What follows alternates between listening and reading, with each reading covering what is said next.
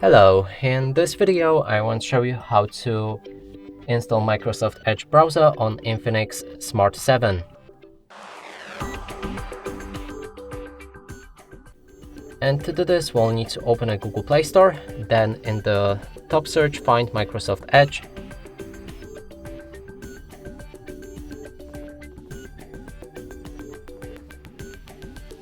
Install it.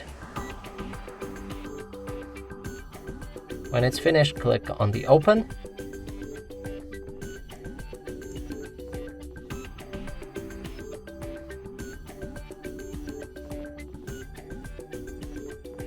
We can begin the setup, and the first thing is introduction. I'm gonna skip it. If you want, you can install this browser and check it yourself. Then there's an option to customize a homepage with your own wallpaper, most visited sites, and a news feed. Click on the next. To add account, to sign in, or to create, to make synchronization work.